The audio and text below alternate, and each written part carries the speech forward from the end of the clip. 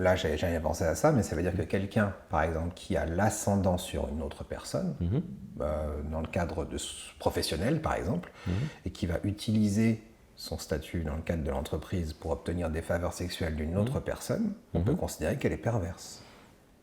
Bien sûr.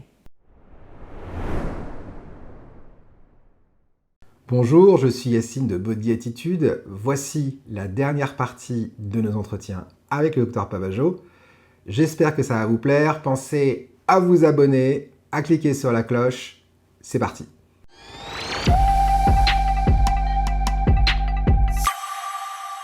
On a abordé beaucoup de sujets. Je pense qu'il y a beaucoup de sujets qui vont poser des questions aux gens qui nous regardent. C'était aussi un peu le but. Et il y a peut-être des gens qui vont juger et qui vont se dire, mais là on est en train de me parler, de me faire prendre par ma femme, par un gars de ceinture, etc. Mais moi je ne suis pas un pervers. Mais c'est quoi en fin de compte la perversion? J'aimerais bien... Bonne question. Voilà. Il y a une définition qui est très simple. La perversion, c'est utiliser un autre être humain, ou alors ça va aussi avec les animaux, bien sûr, tout être vivant, voilà, ça va être mieux, en tout cas utiliser un être vivant pour ses propres fins, sans aucune considération pour l'autre. D'accord. D'accord ? Donc, à partir du moment où, donner l'exemple du sadomasochiste et des jeux SM, et qu'on a une dominatrice qui a son donjon et qu'on a un homme soumis, il n'y a aucun rapport de perversion, puisque c'est totalement voulu et consenti. D'accord. Point. Donc, même s'il mange dans une écuelle... C'est lui qui le veut. Oui. Dans ces jeux-là, il y a des limites qui sont très claires, qu'on pose à l'avance. Le contrat est vraiment très explicite. Il y a un safe word d'ailleurs souvent. Tout à fait. Safe word, c'est-à-dire que quand la personne dit un mot, tout s'arrête. C'est ça. C'est un peu l'exemple de ce qu'on voudrait comme façon de faire dans les rapports sexuels classiques sans ces jeux-là. C'est-à-dire que le consentement est vraiment tellement explicite dans les jeux SM, dans les donjons, dans tout, ou même dans l'échangisme, dans les clubs échangistes. C'est vraiment énormément basé sur le consentement. Il ne peut pas y avoir de je fais ce que je veux, j'en ai rien à faire, voilà, c'est moi qui importe en premier. Ça c'est vraiment totalement anti-règle des clubs échangistes et des jeux SM. Donc ça, on aimerait bien que ce soit plus le cas dans les rapports sexuels classique, où aujourd'hui on repose la question du consentement. Quand je disais tout à l'heure, j'évoquais effectivement une femme qui parfois a subi, parce qu'il faut parler comme ça, les pénétrations de son homme parce qu'il avait envie et qu'elle, pas du tout, mais voilà, elle faisait son devoir conjugal. Le devoir conjugal, légalement, ça n'existe plus, ça n'est plus dans les règles et dans le droit. Le viol existe et voilà, le viol dans conjugal, le cadre du mariage, dans un couple marié, ça existe le viol. Tout à fait.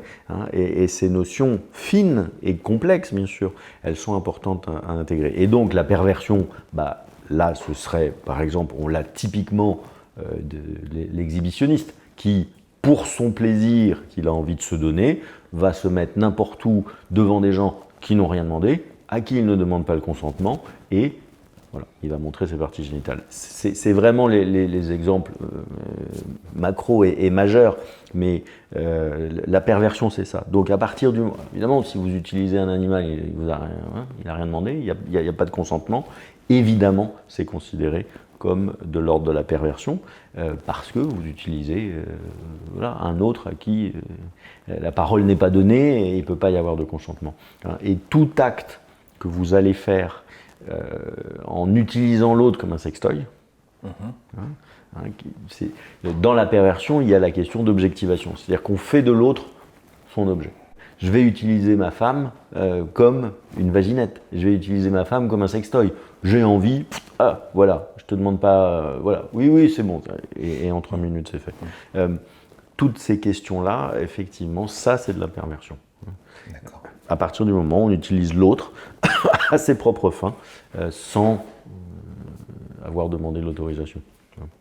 Alors après, on peut jouer avec des choses. Une personne qui ne peut pas consentir aussi, du Bien coup. sûr.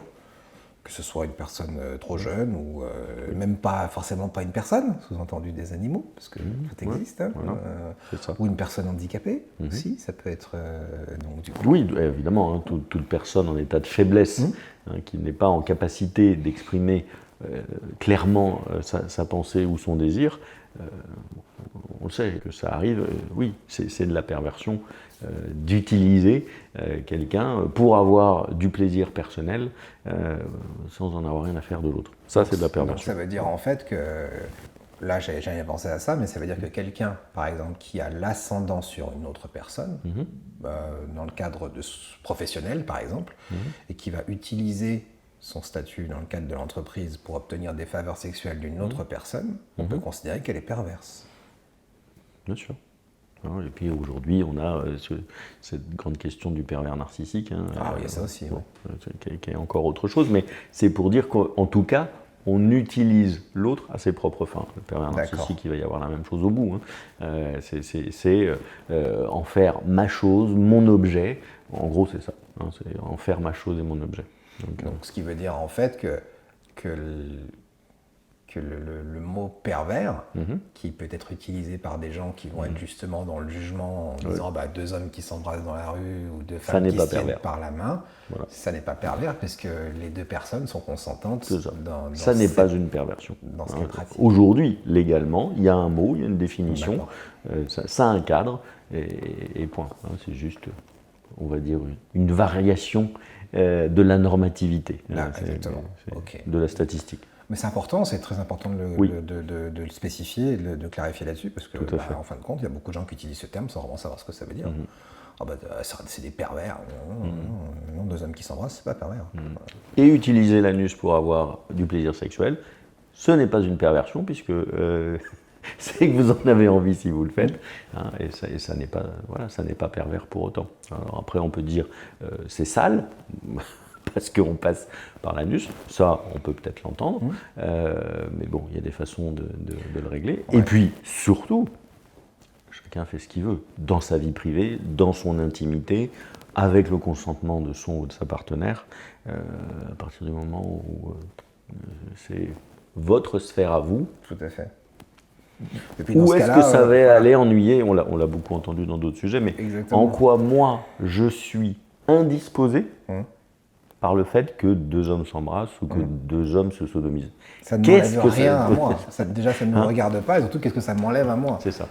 C'est juste que ça vient, évidemment, poser problème dans mon cadre, dans ce que j'ai appris, dans cette structure un peu rigide qui est un homme c'est ça, une femme c'est ça, l'un va dans l'autre, à sa disposition, et sorti de là, il n'y a rien. La nature est variété. Quand on regarde le règne animal, il y a des millions de possibilités. Et bien chez l'être humain aussi, et ça n'est pas mal en soi. C'est juste effectivement une morale qui va dire tout à fait. C'est pas bien. On revient à ces termes de morale et puis une notion aussi d'évolution de la vision des choses. Parce que tout à l'heure vous parliez du fait qu'il y a des gens qui vont en juger d'autres parce qu'ils utilisent leur anus pour avoir des rapports sexuels. Parce que c'est pas fait pour ça, mais aux dernières nouvelles, la bouche non plus, c'est pas fait pour recevoir un pénis. Mais il y a beaucoup de gens qui mettent leur pénis dans la bouche d'autres personnes. Une bouche, c'est fait pour manger. En premier, pas que, c'est fait aussi pour respirer. C'est un lieu de plaisir. Boire, etc. Mais, donc c'est un lieu de plaisir, comme l'anus peut être un lieu de plaisir. C'est ça. C'est dans la nature. Donc ça existe dans la nature, les animaux le font. Alors, c'est pas parce que ça existe dans la nature que tout le monde doit le faire. On force personne, c'est pas une obligation, mais si vous avez envie de passer par là, vous pouvez, que ce soit le haut, le bas. Le tube digestif existe, et il y a des zones, on a découvert comment est construit le clitoris. Au niveau de la prostate, on sait aussi qu'il y a des fibres nerveuses qui donnent du plaisir. Pourquoi s'en passer ? Ça fait de mal à personne, c'est moi qui ai envie, ma partenaire ou mon partenaire veut m'aider dans cette découverte-là. Eh bien, très bien. Tant qu'on n'enlève rien aux autres, tout va très bien. Même dans les jeux SM où on fait de la douleur, on sait que les fibres nerveuses qui conduisent l'information de la douleur sont voisines de celles qui conduisent le plaisir. Et c'est comme ça que, évidemment, à un moment donné, des gens se sont rendus compte que tiens, c'est bizarre, j'ai mal, mais ça fait une sensation qui est plaisante. Et on a développé les jeux SM soft ou moins soft, chacun ses choix. Mais là, tout ça est fait en conscience. Des gens qui vont peut-être se faire des scarifications, des brûlures, etc. Je veux dire, ils sont grands, adultes, responsables, avec des partenaires consentants. Et puis ça les regarde. J'ai rien à dire. Moi non plus. Ça n'est pas mon domaine. J'ai pas à intervenir dessus. Après, c'est quand ça pose problème que là. C'est comme les fétichistes. Il y a énormément de fétichistes des pieds, par exemple. Oui, tout à fait. Énormément de fétichistes des pieds. Il y a beaucoup d'hommes qui adorent les pieds de femmes. Complètement. Énormément. Et les chaussures. Ah oui, il y a aussi. Et puis les chaussures. Alors, les talons aiguilles, c'est encore un truc. Mais donc c'est pas. Il n'y a pas de mal en soi. C'est pas une perversion. Pas du tout. Maintenant, évidemment, parfois ça peut poser souci chez le fétichiste quand il ne sait prendre plaisir que comme ça, et où il voit bien qu'il n'arrive pas à établir une relation complète avec une femme en entier, mais ça ne passe que par là, avec ce plaisir sexuel. Mais l'entièreté de l'être humain va lui poser souci. Et c'est souvent là qu'on les voit en consultation, parce que j'arrive pas à établir un lien complet avec un être humain complet. Tout mon plaisir sexuel ne passe que par ce petit bout de peau-là. Bon, c'est un peu réduit, un peu enfermant.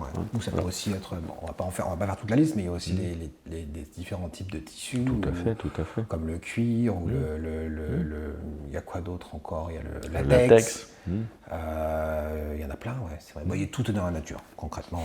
C'est ça. Voilà. Après, si ça fait partie, entre autres, de votre sexualité, très bien. Donc on n'est pas focus que là-dessus, c'est pas problématique. Voilà. Et encore, il y en a certains qui ne sont focus que là-dessus et qui en sont très contents. Ils trouvent des partenaires et ça leur va bien.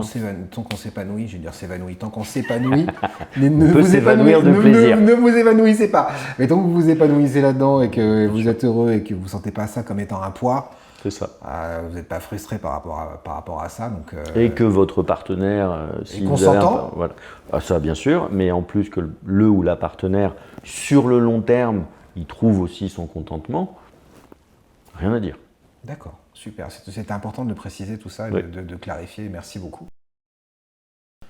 Donc dites-moi docteur, du coup on a parlé de cette notion de prostate et de plaisir, qui est nouvelle nouvelle on peut le dire, en tout cas pour moi et pour beaucoup de gens qui nous regardent aujourd'hui. Et on entend souvent parler de ce terme de point G. On a dit aussi qu'il y a un point G, non un point P. Alors, ça reste très débattu. Déjà, le point G, qui est le point de Grafenstein, même chez la femme, certains disent oui, c'est pas sûr que ça existe. On en est encore là quand même. Alors, on arrive à trouver un rassemblement de terminaisons nerveuses sur la face antérieure du vagin. A priori, il existerait, mais pas chez toutes les femmes. Il n'est pas toujours au même endroit et il déclenche pas toujours la même chose. Donc, voilà. Pas simple. Pas simple. Alors quand on point P, c'est encore moins clair. C'est un peu l'idée de stimuler ces fibres nerveuses qui sont sur la face de la prostate dont on a parlé. Voilà, donc ce serait ça le point P.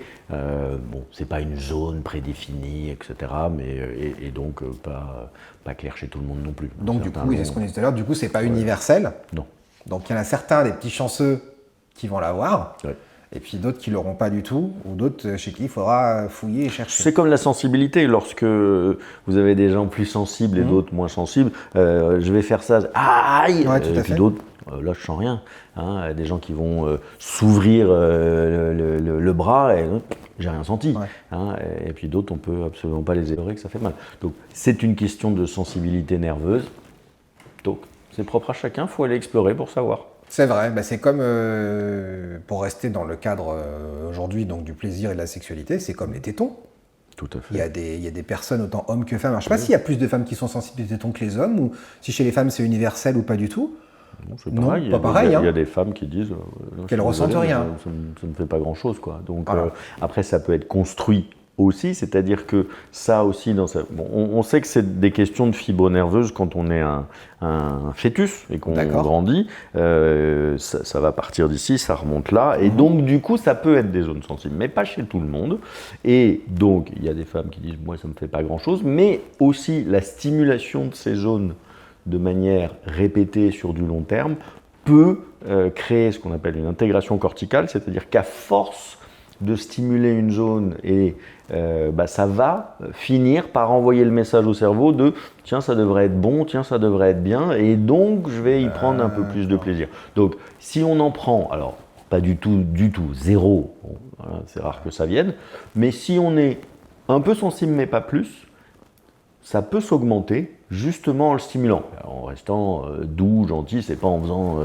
en pinçant les tétons d'une femme ou d'un homme que ça va venir plus vite. Faut plutôt être délicat, faut envoyer de l'information. Donc un corps, c'est plein de zones érogènes qu'il s'agit de découvrir, de trouver, de stimuler. Il y a par exemple le creux poplité qui est derrière le genou. La rotule peut être une zone érogène. C'est pas très connu, mais il y a des gens qui, à un moment donné, avec un ou une partenaire, essayent des choses et subitement c'est moins compliqué que d'aller dans l'anus, je peux vous le dire. Pour commencer, non mais c'est vrai. Tout à fait. Donc ici, le petit creux qu'on a là, vraiment le creux derrière. Le creux qu'on a en dessous là. Le creux ici. Derrière le genou. Oui, d'accord. Le creux poplité ou la rotule. Évidemment, les gens le savent aussi pour les orteils.